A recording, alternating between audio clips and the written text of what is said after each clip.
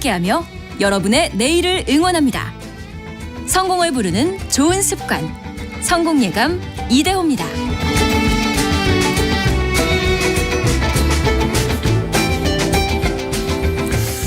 성공예감 이대호입니다. 2부가 시작됐습니다.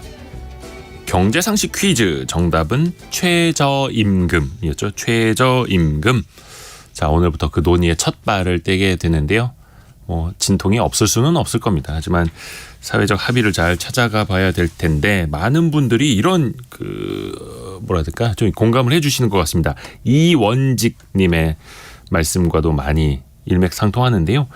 아르바이트 할 때는 작아서 아쉬웠는데 자영업을 하면서 고용주 입장에서는 부담이 되는 게 현실인 것 같습니다. 라고 해주셨고요. 김명숙님은 편의점 경영주는 참으로 고달픕니다. 인건비 상승은 본사는 전혀 부담 없고 점주가 오롯이 부담하니까 최저시급 상승은 100% 가맹점주의 마이너스 수익으로 타격이 후덜덜합니다. 라고 해주셨고요. 그렇죠. 입장에 따라서 조금씩 다른 것 같습니다. 그리고 2138 쓰시는 분께서는 최저임금 할머니가 될 때까지 주부입니다. 최저임금은 없어서 슬퍼요라고 보내주셨는데 아유 그렇지 않습니다. 자식들 낳아서 키우시고 할머니니까 아마 손주도 있으시는 것 같은데 그렇게 잘 낳고 잘 키워주시고 또 그렇게 집안일 하신 그 대가가 바깥분 포함해서 자녀분들 포함해서 그 버는 것의 절반이 바로 이제 주부님들이 올리시는 보이지 않는 임금 아닐까요? 보이지 않는 보수. 저는 그렇게 생각합니다. 저희 아내에게도 그렇게 많이 강조를 하고 있고요. 제가 버는 돈의 절반은 우리 와이프가 버는 거나 마찬가지다. 이렇게 이야기를 하고 있습니다. 많은 이제 자영업자분들도 고민이 많으실 겁니다. 이 최저임금뿐만이 아니라 한 푼이라도 더 좀 벌고 싶고 내 가게 조금 더 확장하고 싶고 음식업, 요식업 하시는 분들도 마찬가지일 텐데요. 우리나라 음식점 수가 인구 70명당, 인구 70명당 한 개씩 있다고 합니다. 일본의 3배, 미국의 5배 수준, 그야말로 포화 상태인데요. 수요는 한정되어 있는데 자영업자들은 계속해서 그 안에서 치열하게 경쟁을 하고 있습니다. 그래서 혹시나 더 큰 시장으로 나아갈 방법은 없을까? 창업 트렌드 시간에 이 부분을 한번 논의를 해보려고 합니다. 창업 플랫폼 창톡의 노승욱 대표 함께합니다. 어서 오세요. 안녕하세요. 최근에 해외 출장 갔다 왔어요? 네, 지난주에 일본 다녀왔는데요. 네. 요즘 일본이 이번 주에 이제 골든위크라고 한 일주일 이상 이제 연휴인데요. 네. 그래서 한국 분들도 엄청 많이 갔더라고요. 네, 저는 근데 요새 일본에서 창업하는 게 자영업으로 창업하는 게 또 기회다 하는 분이 있어가지고 일본에서 장사로 성공하신 한국인 분들 좀 만나고 왔습니다. 그러니까 일본에서 장사로 성공하신 한국인 분들. 네. 이야, 그래요. 오늘 주제가 그거죠. 국내에서 좁은 시장에서 여기서만 경쟁하지 말고 외국인 손님을 많이 유치하거나 우리가 아니면 아예 밖으로 나가자. 창업하러 나가자 이거죠. 맞습니다. 그러니까 이제 자영업도 수출 산업이 될 수 있다. 외화벌이를 할 수 있는 자영업의 수출 시대. 싶은데요. 우리나라 자영업이 디지털 전환도 참 안 돼 있지만 글로벌화도 정말 안 돼 있습니다. 우리나라 프랜차이즈가 한 1만 개 브랜드가 이상 되는데 그중에 해외에 진출한 브랜드는 1%가 안 돼요. 기업들도 그런데 자영업 일반 사장님들은 오죽하겠습니까? 그래서 요즘은 근데 이제 글로벌 시대잖아요. 해외 여행도 많이 가시고 또 외국인들도 요즘 많이 오고 지금 이제 코로나 엔데믹으로 접어들면서 작년보다 외국인이 한 10배 이상 지금 들어오고 있거든요. 코로나 전에 비하면 한 50에서 70% 정도 수요가 회복되고 있다고 해서 그래서 이제 한국으로 들어오는 외국인을 대상으로 한국에서 창업하는 방법도 있고 아니면 해외에 직접 나가서 현지의 외국인들 대상으로 창업하는 이런 글로벌 창업에 대해서 좀 말씀드리려고 합니다. 일단은 왜 인바운드, 아웃바운드라는 표현을 많이 쓰는데 아웃바운드 우리가 나가는 거, 인바운드는 들어오는 사람들 맞이하는 건데 인바운드만 놓고 보면은 당연히 국내에 체류하는 외국인이 늘수록 또 국내에 들어오는 관광객이 많아질수록 어떻게 보면 이제 수요가 많아진다. 그렇죠. 그러니까 한국에 지금 1분기에 1, 2, 3월에만 한 300만 명 정도, 그러니까 한 200만 명 정도가 들어왔는데 네. 이게 이제 계속 회복이 되고 있으니까 연내 한 1,000만 명 정도로 회복이 될 것 같습니다. 그리고 외국인 근로자분들도 많이 늘어나고 있잖아요. 네. 예, 이분들은 이제 상시에 체류하는 분들이니까 그렇죠. 이분들도 한 300만 명 정도 되거든요. 그러면 합치면 1,300만 명이니까 우리나라 인구의 한 4분의 1 정도 외국인들이 이제 우리 손님이 될 수 있는 거죠. 이제 그 사례를 한번 네. 들어보면서 한번 배워볼까요? 우선은 이제 해외로 나간 거 말고 한국 땅에서 우리 네. 땅에서 외국인 손님을 상대로 장사를 잘해서 커진 사례들 네. 좀 알려주세요. 네, 제가 얼마 전에 이제 서울 강남의 간장게장집 사장님 만났는데요. 간장게장. 이분 이제 개방식당이라고 그 미슐랭 가이드에서 빕구르망을 6년 연속으로 선정되신 분이세요. 오. 근데 24평짜리 작은 가게인데 손님의 80%가 외국인이라고 합니다. 미국, 강남에 있다고요? 네네. 근데 80%가 외국인. 네, 그러니까 뭔가 어떤 관광지 상권도 아니고요. 밖에서 보면은 여기 간판도 제일 안 걸려 있어요. 그래서 이분이 그거를 노렸대요. 지나가다가 저 가게는 무슨 가게지? 궁금해서 들어오도록. 네. 네. 그리고 이제 미국, 유럽, 아시아는 물론이고 바레인, 사우디아라비아, 뭐 아프리카에서도 손님이 오는데 아프리카의 가나라는 나라에서 온 한 손님이 게장을 3인분을 그 자리에서 맛있게 먹고 가시더라고 합니다. 미주, 유럽, 뭐 아시아, 아프리카까지. 네. 이분들이 게장을 뜯고 있는 모습이 상상이 잘 안 가긴 하는데 일단은 미슐랭에 6년 연속 선정된 네. 거라고. 역시 그 영향이 제일 크겠네요. 그러면. 근데 이제 외국인들이 좋아할 만한 가게니까 미슐랭에 선정됐다고 네. 보셔야겠죠. 그러니까 여기가 창업한 지 6개월 만에 미슐랭 가이드에 선정이 됐어요. 그게 가능해요? 그러니까 보통 미슐랭에서는 한 2년 정도 지나야지 그 선정이 된다고 해서 정말 세계적으로 드문 사례인데요. 네네네. 그냥 이제 그 미슐랭의 직원들이 한국 와서 출장을 와서 네. 이제 우연히 들렀는데 너무 맛있게 먹어가지고 심사위원들한테 저기 한번 가봐라 이렇게 추천을 해서 정말 빠르게 선정이 됐다고 합니다. 신기하네요. 네, 근데 그럼 외국인인데도 어떻게 이렇게 게장을 잘 먹을까? 그렇죠. 네, 이분이 일단 그 처음부터 외국인을 대상으로 노린 건 아니었다고 합니다. 네. 근데 좀 젊은 감각으로 해보자. 어머니가 한 25년 동안 하시던 가게를 물려받아서 하셨는데 일단 게장을 짜거나 비리지 않게 좀 글로벌 스탠다드한 입맛에 맞게 이거를 좀 젊은 친구들한테 소구하려고 했는데 이제 외국인들도 좋아하더라. 게장은 약간 짜거나 비려야 제맛인데. 네, 젊은 취향은 좀 그렇지 않다고 합니다. 네. 그리고 기존의 게장 가게들이 약간 좀 노포 같은 분위기잖아요. 허름하고. 네. 근데 이 게장이 되게 비싼 음식인데. 그렇죠. 비싸요. 네. 게장. 보통 한 3만 원에서 5만 원 돼야 되는데. 비싸죠. 이렇게 비싼 돈을 주고 좀 이렇게 허름한 데서 먹는 게 좀 그렇다 해서 오히려 카페 같이 되게 막 스테인레스로 된 공간으로 막 고급스럽게 모던하게 꾸몄고요. 또 키오스크를 쓰지 않습니다. 여기는. 그러니까 외국인 손님이 많다 보니까 이제 메뉴를 추천해주기도 하고 알러지는 없는지 이제 또 메뉴 이제 영어로 이제 설명을 좀 해주는 거죠. 이건 어떤 맛인지 미리 좀 설명을 해야 되겠죠. 왜냐하면 대부분 처음 먹어보는 게장일 그렇죠. 테니까. 네. 이제 그렇게 외국인들이 좋아할 만한 요소들을 많이 도입을 했던 게 주요했다고 합니다.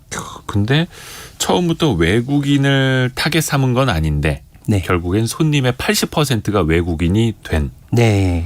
좋은 사례네요. 그렇습니다. 그러면 여기는 뭐라고 해야 되나? 컨셉이나 이런 거는 좀 어떻게 하고 있던가요? 그러니까 이 인테리어에도 참 많이 신경 썼는데, 그러니까 글로벌 스탠다드라고 합니다. 그러니까 한식인데 네. 음식은 한식이지만 먹는 공간은 모던하게 글로벌 스탠다드하게. 잠시만 이게 식당의 한식의 글로벌 스탠다드라는 게 잘 이렇게 와닿지가 않는데. 네, 그러니까 여기 가 보면 예. 이제 SNS에서 사진이 잘 나오게 조명도 메이커가 있다고 하더라고요. 브랜드가. 그래요? 네, 그래서 이제 브랜드 조명을 이제 설치를 하고 사진 찍기 예쁘게 네. 찍어서 올리고 공유하도록. 네, 그리고 인테리어는 색감을 흰색, 회색 뭐 이렇게 좀 단조로운 색깔로 해가지고 네. 음식이 좀 돋보이게 했다고 합니다. 근데 음식도 돋보이고 네, 사진도 잘 찍게끔 네. 예쁘게 찍게끔. 그리고 이제 해외에서 인기 있는 한식당들 보면 그 동안은 이제 한류 열풍 이전에 이제 나갔던 데들 중에 잘 된 데들 보면 약간 김밥 천국처럼 네. 온갖 메뉴를 다 파는 곳들이 많아요. 왜냐하면 한식이라는 음식이 그 전에는 이제 많이 알려지지 않았기 때문에 네. 이제 한 가지 메뉴만 해가지고는 수요가 충분하지 않았던 거죠. 아 그래서 뭐 비빔밥도 하고 김밥도 하고. 그런데 요즘은 이제 한류 열풍 때문에 또 이제 K푸드 열풍 때문에 외국인들도 한식에 대해서 많이 알게 됐고 그래서 이제는 전문점을 찾게 됐다. 전문점. 네, 그래서 외국인 대상으로도 이제 게장 전문점 이런 식으로 전문화한 것이 또 주요했다고 합니다. 그 봐요. 임지영님이 좀 공감해 주시잖아요. 짜거나 비려야 제맛이죠. 이렇게. 근데 이제 외국인 입맛은 다를 수 있다는 네네. 거. 아 군침이 돕니다. 근데 여기 사례는 일단은 우리나라 안에서 네, 들어오는 외국인들을 상대로 어떻게 보면 이제 전략을 잘 짠 거고 네, 반대로 그러면 해외로 나가서 식당을 창업하시는 분들 네. 역시나 성공한 사례를 좀 들어봐야죠. 네, 그 엊그제 뉴스에서 뉴욕에서 샌드위치 가게를 40년 동안 하셨던 분이 이제 폐업을 하시면서 브로드웨이에서 그래서 그 이제 세레머니도 해줬다고 하죠 외국인들이. 막 그 뮤지컬 배우들이 와서 네. 뭐 오히려 이제 폐업하는 걸 축하해주고 그쵸. 그동안 예. 고생하셨다 은퇴하고 잘 쉬시라 뭐 이렇게 또 네. 해줬다고요. 그런 분이 이제 정말 1세대 외국에 나가서 이제 성공하신 한인 분들이신데 요즘은 한 3, 40대 젊은 분들도 이제 해외로 많이 나가서 창업을 하시는데요. 네. 정말 우리나라가 너무 포화됐잖아요. 그래서 한국에서 이렇게 하는데 권리금도 많이 들고, 예, 근데 해외로 나가면 한국보다 오히려 저렴하게 창업을 할 수 있는 기회들이 있다고 합니다. 아 그래요. 네, 그래서 지난주에 제가 이제 오사카에서 그 K-팝 카페를 운영하시는 분, 또 치킨집이랑 한식당을 운영하시는 분들 만나봤는데, 네. 일단 K-팝 카페는 갔더니 이제 BTS나 이제 한국인 연예인들 브로마이드 사진, 또 굿즈들 이런 것들이 이제 그냥 더덕더덕 붙여놨더라고요. 네네네. 여기 그리고 이제 뭐 한국 라면 같은 것도 같이 팔고요. 그래서 BTS 멤버 생일일 때는 정말 줄 서서 아 그래요? 들어온다고 합니다. 그 월 매출이 한 5천만 원 정도 나온대요. 한 15평 작은 가게인데 와. 그래서 이분이 BTS 멤버가 제가 7명인 걸로 알고 있는데 12명이면 좋겠다. 매월 한 생일이 명씩, 돌아오게. 예, 이렇게 농담도 하셨고 치킨집도 직영점 3개를 포함해서 가맹점 한 10개 운영하시는 분도 있었고 한식당도 10개 운영하시는 분도 있었고 이분들이 처음에는 한인 사회에서 한국인 유학생들이나 주재원들 대상으로 좀 장사를 했는데 그렇죠. 한인 타운 같은 곳에서 한인 대상으로만. 네. 근데 요즘은 이제 일본 현지인들도 많이 찾는다고 합니다. 그러니까 BTS를 테마로 꾸며놓은 카페네요. BTS가 제일 인기가 많고 그쵸, 그쵸. 뭐 다른 연예인들도 좀 있더라고요. 네. 예전에 우리나라에서 많이 봤는데 그 겨울연가 엄청 유행할 때 네. 겨울연가 막 포스터 많이 붙여놓고 윤사마. 일본인 분들 막 많이 들어오고 네. 그런 식당들이 있었는데 근데 이제 그 일본 사례기는 한데 네. 일본 가서 뭐 이렇게 사업을 하실 때 특히 이제 뭐 외교적으로 종종 껄끄러운 뉴스들이 좀 나오다 보니까 네. 실제로 그쪽에서 뭐 영업을 하시기에 장사를 하시기에 좀 힘드신 거는 없을까요? 그게 우리나라도 사실 마찬가지죠. 그러니까 반일 감정 그 열풍이 불 때는 네. 한국에서 일식당 하시는 분들도 많이 힘들어하셨어요. 예. 불매 운동한다고. 사실 그분들이 뭐 잘못이 있는 건 아닌데. 그렇죠. 네. 한국에서 일식당 초밥집 한다고 해서 그분들이 무슨 죄겠습니까? 네네. 그 뭐 일본으로 매출이 가는 것도 아니고. 그렇죠. 근데 일본에서 이제 창업한 한국인 분들도 그런 영향이 아주 없지는 않겠지만, 네. 근데 이제 젊은 세대들은 그래도 상대적으로 좀 덜하다고 합니다. 그러니까 한국도 이제 젊은 세대에서는 좀 일본 여행도 많이 가고 하잖아요. 네. 일본도 마찬가지거든요. 그래서 뭐 K-팝 카페 이런 거는 좀 젊은 층을 대상으로 하니까 좀 타격이 덜했고 또 하나는 이게 일본에서 요즘 한류 열풍이 부는 이유가 네. 가성비가 좋기 때문이라고 하는데요. 가성비요. 네, 이런 경제적인 요인이 있으면 이게 좀 지속 가능하고 좀 그 정치적인 영향이 덜할 수 있는 게 그 일본에서 4년제 대학을 졸업하면 네. 대기업에 들어가도 초봉이 한 연봉 3,500 정도 된다고 해요. 우리 돈으로 했을 때. 네. 근데 이제 세금이 우리보다 좀 세고 또 월세가 엄청 비싸잖아요. 그래서 가처분 소득은 한 200만 원 정도 된다고 합니다. 근데 이 돈으로 제대로 된 일식당에 가서 먹기는 일본에서도 좀 부담스러운데 한식당들은 상대적으로 좀 저렴하고 또 소주는 한 병에 7잔이 나오잖아요. 네. 네, 네, 일본에서는 이제 잔술로 먹으면 한 4,000원 정도 된다고 하거든요. 그러니까 젊은 세대들이 가성비도 좋으니까 한식당을 즐겨 찾아서 앞으로 오히려 더 이제 기회가 될 수 있다고 하더라고요. 8236님이 일본 여행 중에 땡땡치킨 가게를 쉽게 볼 수 있어서 자부심이 느껴졌어요. 네. 예전에는 우리나라가 해외 나가면 삼성전자, LG전자 볼 때 자부심 느꼈는데 네네. 이제는 치킨집 간판을 보고 근데 이것도 요즘은 네. 좀 치킨집들이 많이 진출해가지고 약간 포화됐다고 합니다. 그래서 제가 지난주에 갔을 때도 오사카에서 호식이 2마리 치킨이 폐업을 했더라고요. 얼마 전에. 네. 그래서 치킨이 한창 진출하던 거는 조금 인기가 이제 시들해지는 분위기고 이제 좀 다른 좀 한식으로 또 도전해 보시는 게 좋을 것 같습니다. 오히려 또 치킨 프랜차이즈는 너무 손쉽게 진출할 수가 있어서 네. 약간 그런 좀 그것도 이제 한계점이 트렌드가 나타나네요. 있으니까요.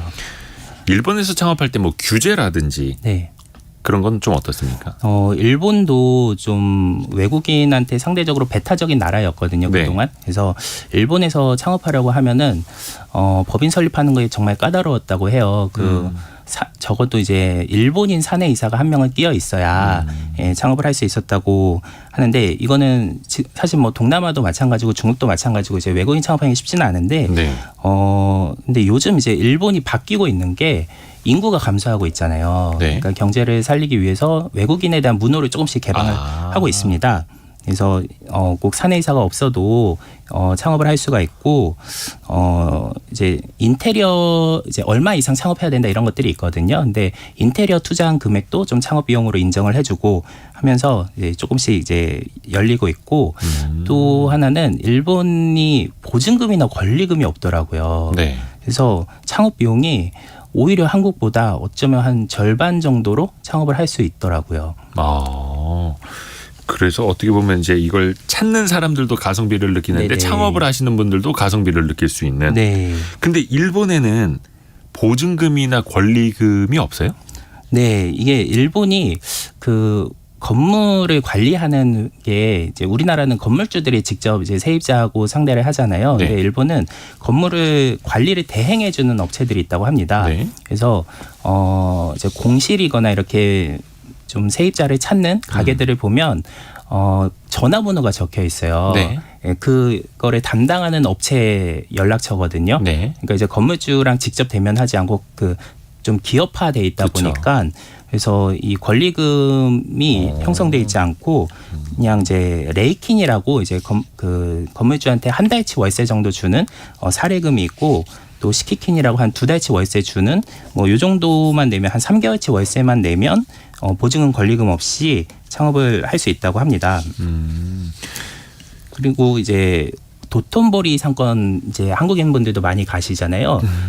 여기서 좀 공실이 많이 생겼어요. 그러니까 우리나라 명동도 마찬가지긴 한데 네. 도톤보리 상권이 그동안은 정말 인기 상권이었어가지고 거기서 매물이 나오는 경우가 거의 없었다고 하거든요. 오사카에 있는 네네. 도톤보리. 네, 예. 그러니까 한국의 명동 정도 되는 인기 상권인데 네. 여기가 요즘 매물이 많이 나오더라고요. 근데 여기 제가 부동산 쪽에 물어보니까 예. 한 15평 정도 되는 가게인데 이제 상권 중심가에서 조금만 벗어나면 한 300만 원에서 500만 원 정도 월세면은 할 수 있는 정도. 1층에. 네. 네. 그러니까 그 한국의 명동 상권에서 300에서 500 정도 월세 매장 찾기는 어렵거든요. 그래서 오사카에서 장사하시는 분들도 한국에서 그렇게 보증금 권리금 많이 주고 창업할 거면 차라리 일본 와서 해라 이렇게 권하실 정도로 많이 좀 공실이 많이 나오면서 금액이 내려가고 있다 싶습니다. 보증금이나 권리금 그렇게 네. 수억씩 주고 할 바에는 차라리 일본 오사카에서 와서 하는 게 더 싸다. 네. 근데 또 그만큼 장사가 안 될 수도 있는 거여서 좀 따져볼 게 많은데 네. 반대로 뭐 단점이나 혹시 뭐 주의할 점은 없을까요?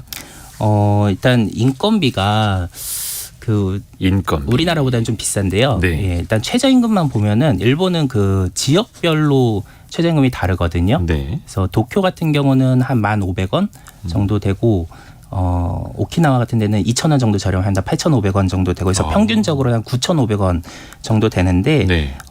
일본은 근데 이 최저임금만 줘가지고는 사람 구하기 어렵다 그래요. 예. 네, 이제 노동 인구가 줄어드니까 그리고 여기에 교통비도 줘야 되고 해서 한국보다는 조금 비싸다. 그리고 전문 인력은 더 비싸다고 합니다. 전문 인력이요? 네, 그러니까 뭐 요리사라든지 그리고 뭐 인테리어 전문가 이런 분들은 그래서 인테리어를 그 업체에 맡겼더니 그냥 간단한 기초공사만 했는데도 한 5천만 원 정도 들었다고 해요. 아, 우리나라보다 훨씬 비싼. 네, 그러니까 우리나라는 한 2천만 원 정도면 할 수 있는 수준인데, 네. 그래서 보증은 권리가 없는 대신에 인테리어비가 좀 비쌀 수 있다. 그리고 식자재도 한국에서 들여와야 되는 것들이 있는데 이런 것들이 좀 뭐 최소 주문량이 없으면 이게 좀 들여오는데 시간이 오래 걸리거나 예, 또 구하기 어려운 식자재들도 있어가지고 내가 뭐 창업을 하려고 한다 그러면 이 식자재를 잘 조달할 수 있는지 또 점검을 해야겠습니다. 와, 거의 동시에 신승호님이 식자재 납품받기가 힘들지 않을까요? 하나부터 열까지 다 배워야 할 것 같은데요라고 거의 동시에 의견을 보내주셨네요. 맞습니다. 그게 조금 허들이 되겠죠. 네. 어려움이 되겠죠. 일본 말고 다른 나라는 어떻습니까? 좀 더 시장이 큰 곳.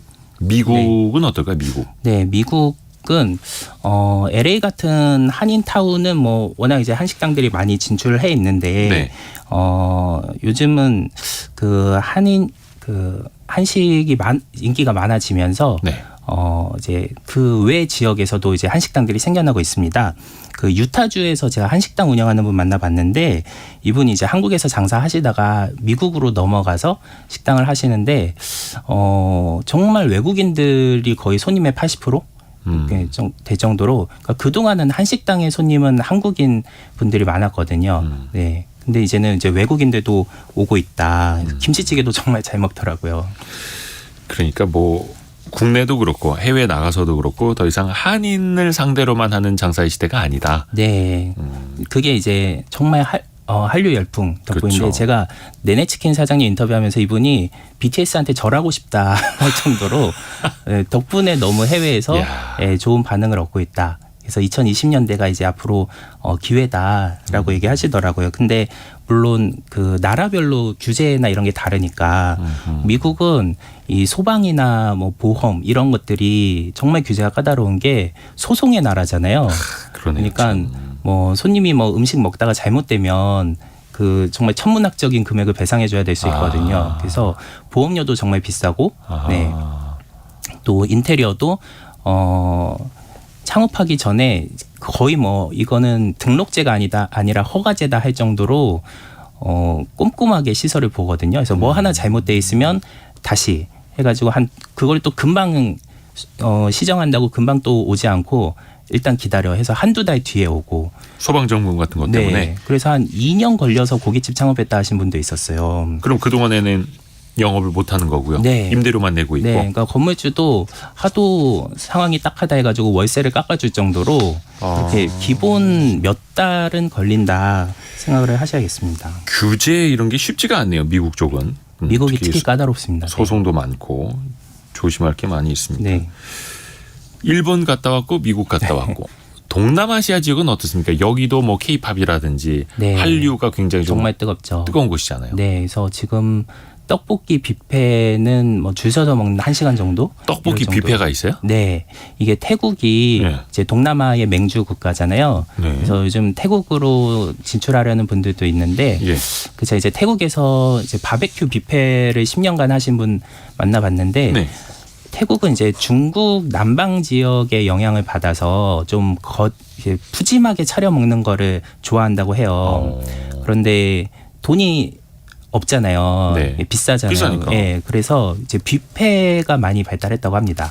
예, 태국 식당의 한 15% 정도는 뷔페식으로 나오는 그래요? 데가 많다고 하고요. 뷔페 식당이 많네요, 태국에. 네. 그리고 이제 베트남이나 필리핀 이런 데로 진출하시는 분들도 많은데 이런 데는 이제 태국보다는 좀 물가가 3분의 1 정도로 저렴해서 좀 단가가 잘 안 나온다 해서 태국을 추천을 하셨고요. 또 태국에서도 이제 방콕 지역 외에는 네. 조금 이제 우리나라는 이제 서울이나 부산이나 큰 차이가 없는데 네. 예, 태국은 좀 격차가 있어가지고 지역 안에서 한 방콕 정도가 좀 진출하기 좋다고 하더라고요. 방콕과 이선 도시하고는 좀 차이가 많이 나는. 네네. 그래서 상대적으로 어느 정도 좀 소득 수준이 있고 소비가 많이 이루어지는 곳에 네. 식당을 차리더라도 그곳에 차려야 된다. 그렇죠. 근데 떡볶이 뷔페가 있다는 거 저도 몰랐네요. 요즘 한국 프랜차이즈들이 예. 예, 해외에서 정말 반응이 좋습니다. 그러니까 뭐 치킨이나 그냥 한식뿐만이 아니라 다양한 메뉴. 이것도 어떻게 보면 떡볶이 전문점이라고 네. 볼 수 있는 거잖아요. 그렇죠. 근데 이제 창업 비용이 생각보다 동남아가 좀 비싸다고 하더라고요. 그러니까 태국이나 필리핀, 베트남도 그 번화가 중심 상권에 들어가면 한국이랑 별 차이가 없다. 한 6천만 원에서 9천만 원 정도 비용이 들어간다고 하고요. 그러니까 동남아 지역 가더라도 네. 번화가에 진입을 하려면 네. 그렇겠네요. 근데 이제 한국에서 6천에서 9천이면 번화가에서 창업하기는 또 어려울 거예요. 그것도 어렵죠, 예, 그거 생각하면 오히려 좀 저렴한 면은 있죠. 또 반대로 거기에서는 앞에서 이야기해 주신 단가 문제라든지 규모의 경제가 좀 안 될 수도 있는 거고요. 네네. 근데 또 좀 인구가 많은 나라들도 있으니까요. 예. 태국이 아마 우리나라보다 좀 인구가 많은 걸로 알고 있거든요. 네. 예. 근데 또 하나 좋은 거는 이제 인건비가 좀 저렴합니다. 그렇겠죠. 네. 한 직원 쓰는데 월급으로 한 40만 원 정도면 된다고 하더라고요. 우리나라는 최소 300만 원은 줘야 되잖아요. 네. 대신에 이제 태국에서 이제 창업을 하려고 준비하셨던 분이 얘기해 주신 건데 한국처럼 일을 시키면은 태국 직원들은 그만둔다고 해요. 그러니까 한국 직원 한 명이 일하는 거를 원하면 2명은 고용을 해야 된다. 뭐 그래도 80만 원이죠. 네. 근데 또 많이 인건비가 저렴하다라고 보기도 어렵네요. 뭐 효율성 측면에서 그렇죠. 보면은, 네. 능률 측면에서 보면은. 네. 근데 사실 이게 해외 나간다라는 것 자체가 언어 문제는 뭐 당연하고 앞에서 이야기 주셨던 규제 네. 또 따져볼 게 참 많은데 단순히 이게 비용 대비 효과로만 보기도 좀 쉽지는 않을 것 같고 리스크가 많이 있을 텐데 그럼에도 글로벌 창업에 관심을 가져야 하는 이유는 좀 네. 어떻게 설명할 수 있을까요? 그러니까 지금 이제 K푸드가 정말 열풍이고 또 한국의 자영업이 이제 많이 포화돼 있으니까 네. 이제 지금이 기회다. 그리고 인구가 지금 감소하고 있잖아요. 우리나라도 이제 저출산 고령화가 심각한데 네. 그러니까 일본에서는 한 2008년부터 관광청을 신설해가지고 외국인 대상으로 이런 이제 자영업이나 외식업이나 이런 것들을 많이 육성을 했습니다. 네. 그래서 2010년대에 일본이 외식업이 이제 반등을 하기 시작해서 원래 97년에 290조 원 정도로 시장 규모가 정점을 찍고 한 10년 이상 계속 감소를 했고 동해본 대지진 때 이제 제일 다운됐었다가 2010년대에 반등한 게 이제 외국인 관광객이었거든요. 네. 한 3천만 명 가까이 왔으니까요. 근데 우리나라도 지금이 이제 2020년대에 그런 기회를 잡을 수 있지 않을까. 그 외국인이 한 명이 오면은 평균적으로 한 150만 원 정도를 쓰고 갔대요, 일본에서. 네. 근데 인구 한 명이 감소하면 그 1년 동안 한 1,200만 원 정도의 소비가 감소하는 효과가 있는데 그러면 외국인 관광객 8명을 유치하면 인구 감소 한 명분을 만회할 수 있다. 그래서 일본에서는 그 코로나 이전에는 자동차 다음으로 이 관광 산업이 외화벌이를 많이 하는 산업으로 올라섰거든요. 네. 네, 이제 한국도 이제 2020년대에 그런 기회를 잡을 수 있지 않을까. 그리고 그 천병에는 외식업이 될 수가 있다. 외식업이 네. 그렇죠. 관광 산업에서 빠질 수가 없는 그리고 또 우리가 또 해외도 진출할 수 있는. 네. 근데 이제 외국인 대상으로 하는 이제 글로벌 창업 측면에서 우리가 자영업, 네. 요식업을 이야기해 보고 있는데 혹시나 뭐 정부 차원에서 지원을 해준다라든지 그런 거는 없을까요?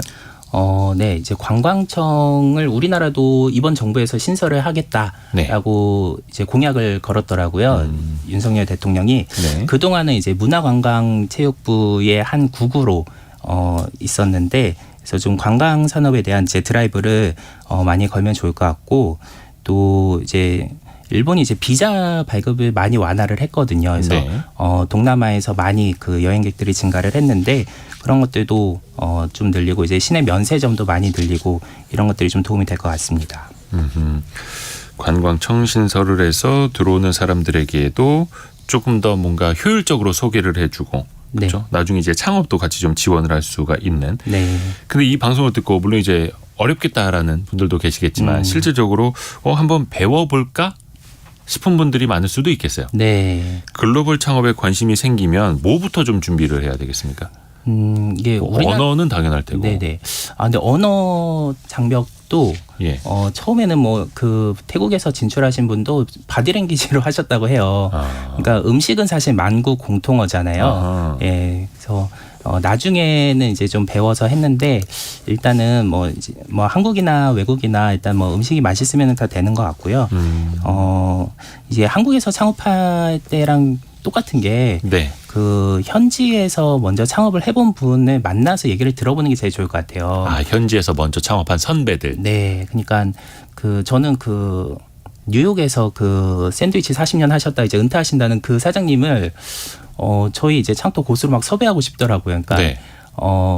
그런 선배 자영업자분하고 만나서 얘기 듣는 게 제일 효과적이거든요.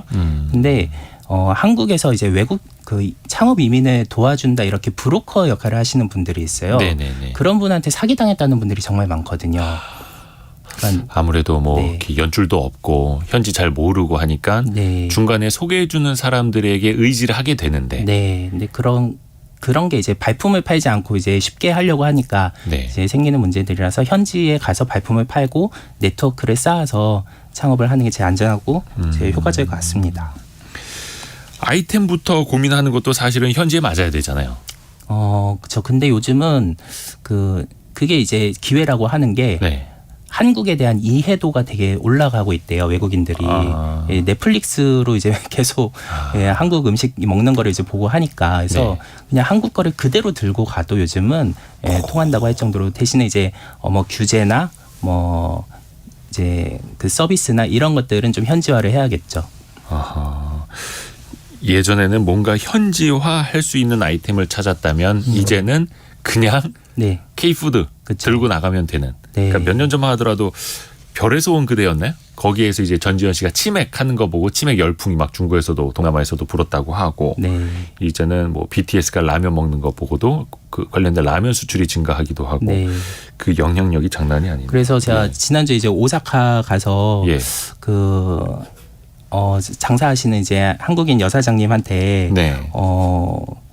이제 한국에서 이제 뭐가 유행하는지 이런 네. 것들 좀 보고서 들여오세요. 이렇게 비결을 여쭤봤더니 그냥 별거 없다고 한국에서 요새 뜨는 거 가져오면 잘 된다고 하시더라고요. 그러니까 뭐 그거를 가지고 각색을 하고 뭐 현지화를 하고 이런 것들이 이제 예전보다는 좀 덜 필요한 한국에 대한 이해도가 많이 높아진 시대가 됐다.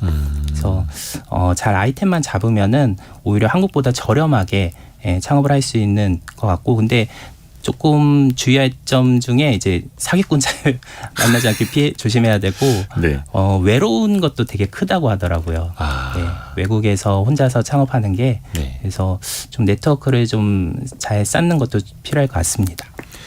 아까 그 아이템 하면서 그 생각이 난 건데 예전에는 한국에서 어떤 게 뜨지 이게 과연 이쪽 나라에서 제대로 통할까를 고민을 했다면 네. 요즘에는 그 SNS로 인해서 정보가 굉장히 빠르게 발달했잖아요. 네네. 그래서 어떻게 보면 이제 서울에서 뜨고 있는 아이템을 지구 반대편에서 거의 동시에 알 수 있는 그렇죠. 그래서 어떻게 보면 이제 광고도 더 많이 되고 네. 그 중간에 가교 역할을 할 수 있는 사람은 사실은 이제 실물과 사업 측면을 또 준비하면 되는 정보가 굉장히 빨라졌습니다. 그래서 더 많이 전파되는 것도 있겠고. 네네. 혹시나 이게 앞에서도 잘 이야기를 해주셨는데 좀 낭패를 당하지 않기 위해서는 이런 정보들을 뭐 업체나 아니면 변호사라든지 이런 사람들을 쓰면 되겠지만 또 비용 문제도 있겠고 네. 현실적인 조언 좀 해주시면 좋을 것 같아요. 네. 그동안은 이제 한인 커뮤니티에서 이런 정보들을 많이 얻으셨다고 해요. 네. 근데 이런 얘기를 좀 방송에서 하면 좀 그렇긴 한데 네, 무슨 얘기 하시려고? 저는 그 오사카에서 이제 말씀 들은 것 중에 예. 오히려 이제 그런 커뮤니티를 피해라 하시는 분들이 있었어요. 그러니까 그러니까 한국인 네.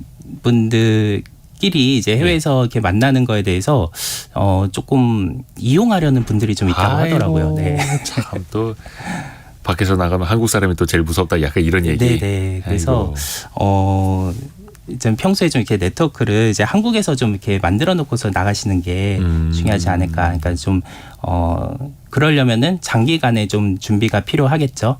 네, 발품도 많이 팔아야 되고. 그래서 근데 그거는 한국도 마찬가지거든요. 우리나라에서도 그렇죠. 지역 창업하려고 할 때 보통 한 7개월, 8개월 이렇게 발품 팔고 창업하시는 분들도 있거든요. 그럼요. 근데 그냥 한 달 만에 이렇게 창업하고 이러면은 안 되는 거랑 마찬가지죠.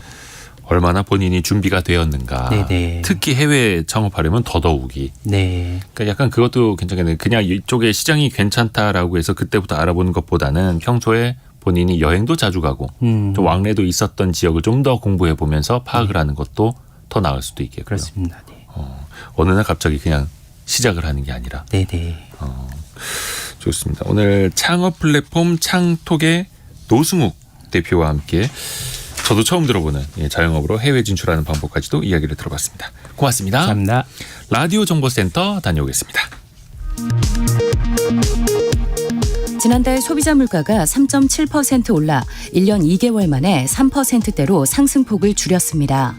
석유류 가격이 지속해서 하락하면서 물가 상승률을 끌어내렸지만 외식 등 개인 서비스 물가는 상승폭이 커졌습니다.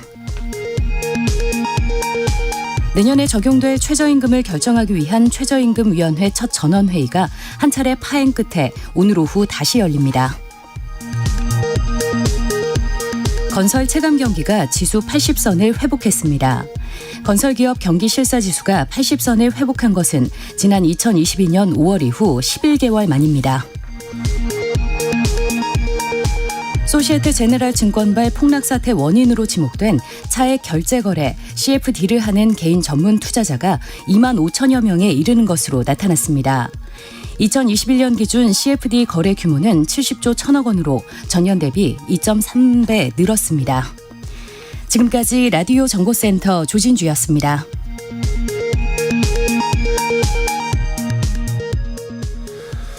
성공예감 이대호입니다. 함께하고 계십니다. 잠깐 증시 한번 볼까요? 코스피 코스닥 흐름이 좋네요. 상승폭을 계속해서 넓혀가고 있습니다. 높여가고 있습니다. 코스피는 21포인트 0.84% 오른 2,522. 코스닥은 11포인트 1.3% 오른 853.9 가리키고 있고요. 코스닥 쪽에서는 배터리 관련주들 강세 이어가고 있고 조금 반도체 소부장들은 오늘 좋지가 않은데 반도체 소부장을 제외한 다른 업종들 엔터, 로봇, 배터리 동반 강세를 보이고 있네요. 환율을 보면은 개장 초반에는 1,340원을 잠깐 넘기도 했었는데 지금은 1,338원 정도 오가고 있습니다. 현재 시장 상황 체크해 봤고 여러분들의 질문을 저희가 계속해서 모아놓고 있습니다. 그리고 또 취재도 더 합니다. 애프터 서비스 시간 유혜진 리포터와 함께합니다. 안녕하세요. 네, 안녕하세요. 질문들 많이 들어왔죠? 네, 어제 슬기로운 법률 생활 시간에 소비자와 기업 간의 여러 분쟁에 대해 알아봤더니 네. 이와 관련된 질문이 들어왔습니다. 먼저 권정주님, 노쇼 고객에 대해서는 어떤 조치가 가능한지 궁금하네요 하셨습니다. 노쇼. 네. 예약 부도죠. 네. 예약을 해놓고 나타나지 않는 고객들. 아까도 노승욱 대표랑 같이 이제 창업, 자영업 네. 이야기를 했습니다만 많은 자영업자분들이 좀 힘들어하세요. 실제로 경제적인 손해를 보기도 하고. 근데 그 공정거래위원회가 지난 2018년부터 시행을 한 게 있습니다. 바로 소비자 분쟁 해결 기준을 개정을 했는데 만약에 소비자가 예약을 해놓고 1시간도 남지 않은 그 네. 시간 안에 예약을 취소하거나 아니면 나타나지 않는다면 이른바 예약 보증금. 네. 보증금을 그냥 점주가 가져도 된다. 손님에게 보증금을 돌려주지 않아도 된다라는 건데 네. 여기서 거는 예약 보증금이라는 건 사실 예약을 할 때 보증금을 걸어야 이것도 받을 수 있는 그렇죠. 거죠. 점주가 일종의 페널티로 받을 수 있다라는 건데 보증금을 걸지 않으면 의미가 없고. 그렇죠. 네. 그래서 요즘에 그 예약 대행 사이트 아니면 이제 포털 사이트에서도 미용실이나 자영업 좀 네. 예약할 수 있게 하는데 뭐 한 몇천 원 혹은 만 원이라도 예약 보증금을 걸도록 하는 게 있습니다. 네. 그리고 거기 문구에 뜨죠. 얼마 이내에 취소할 경우에는 돌려받지 못할 수 있습니다. 네. 라고. 그래서 그런 예약 대행 사이트들을 저는 이거 뭐 수수료 주면서 이거 왜 쓰나 싶긴 한데 네. 이런 좀 안전장치가 있기 그쵸. 때문에 쓰시는 분들이 있더라고요. 또 혹여나 나쁜 소비자들 있지 않습니까? 악의적으로 네. 혹은 반복해서 이렇게 할 때는 업무방해죄에 해당될 수도 있다고 합니다. 그래서 5년 이하의 징역, 네. 1,500만 원 이하의 벌금에 처해질 수도 있으니까 의도적으로 노쇼를 하는 경우는 좀 없어져야겠죠. 네. 네. 다음 질문은요. 그리고 강지영님, 얼마 전 선불권을 선물로 받아서 이용하려고 문의했더니 해당 업체가 폐업해서 이용도 못하고 환불도 못 받았어요. 어떻게 해야 할까요? 하고 문의 주셨습니다. 중요한 거는 해당 업체가 폐업, 네. 문을 닫아버렸다. 그럼 이거 받아낼 곳이 사라졌다라는 거잖아요. 네. 법적으로. 이게 민사소송이 가능하긴 하더라고요. 부당이득 반환 청구 소송. 네. 근데 말 그대로 민사소송이고 소송을 걸 당사자가 있어야 하는데 네. 폐업을 해버렸다면 말 그대로 좀 소송에 실익이 없을 수 있다라는 네. 거죠. 이런 건 조금 한계가 있더라고요. 네. 그리고 서승범님은 댓글에 누구를 특정하지 않아도 고소고발이 되나요? 라는 질문을 주셨는데요. 네. 이 부분은 법무법인 YK 전형환 변호사에게 답을 들어봤습니다. 네.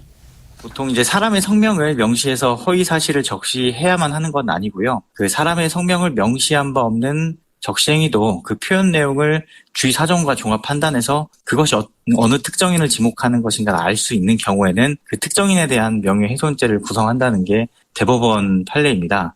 특히나 이제 인터넷 댓글 같은 경우에는 특정인의 실명을 거론해서 명예를 훼손하는 경우도 있지만 실명이 지목 안 되어 있어도 그 표현 내용이 주의 사정과 종합해서 볼 때 그 표시가 특정인을 지목하는 것임을 알아차릴 수 있는 경우에는 그와 같은 댓글을 단 행위자는 원칙적으로 명예훼손이나 모욕죄의 처벌을 받지만 반면에 단지 인터넷 아이디만 알 수 있고 다른 주의 사정 이런 걸 봤을 때 그 아이디를 가진 사람이 이제 그 특정인이라고 알아차리기 힘들 경우에는 그 명예훼손죄나 모욕죄가 되지 않는다는 것이 헌법재판소에서 이제 불기소 처분 취소 관련된 결정에서 나왔던 법리입니다. 네. 쉽게 말하면 네. 연예인처럼 알려진 사람은 댓글에서 그 사람을 언급하지 않아도 명예훼손이나 모욕죄 등으로 고소고발이 가능하고요. 일반인이라면 아이디만으로는 그 사람인지 알 수 없기 때문에 댓글의 특정 링크를 따라 들어가서 개인의 인적사항이 노출이 됐다거나 했을 때 명예훼손이나 모욕죄로 처벌이 가능하다고 합니다. 그러니까 내가 누굴 지칭하지 않았지만 네. 실제로 그 사람이 특정될 수 있느냐 알아볼 수 있느냐 네. 그게 중요하다라는 거네요. 네, 자, 그렇습니다. 다음 질문은요. 네, 어제 경제뉴스 브리핑 시간에 유급 휴일에 출근하는 직장인들의 휴일 수당에 대해 알아봤는데요. 네.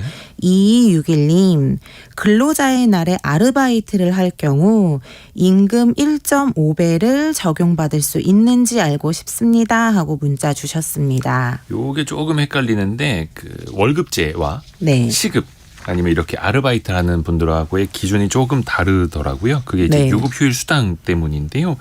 일단 근로자의 날은 모든 근로자에게 유급, 네. 월급 혹은 원래 주던 것들 돈을 주면서 쉬도록 해야 하는데 네. 그날 또 일까지 시킨다면 또 그날이 또 공휴일이니까 네. 1.5배를 얹어줘야 된다는 겁니다. 그러니까 받던 돈 100%, 네. 얹어줘야 하는 돈 150% 해서 시급이나 이게 시급제 근로자일 경우에는 250%를 줘야 된다는 겁니다. 정확히는 휴일 근로수당 100%, 유급 휴일수당 100%, 가산수당 50% 네. 이런 식으로 얹어지게 된다라는 겁니다. 다만 5인 미만 사업장 같은 경우에는 네. 가산수당 없이 휴일 근로수당만 받게 됩니다. 그래서 어떻게 보면 항상 이 부분도 사각지대인데 네. 더 작은 사업장에서 일하시는 분들이 또 보호를 또 많이 받지 못하는. 그렇죠. 물론 그쪽을 경영을 하시는 분들도 어려우니까 네네. 그 사정을 좀 두루두루 함께 봐줘야 되는 양면성이 있습니다. 그렇군요.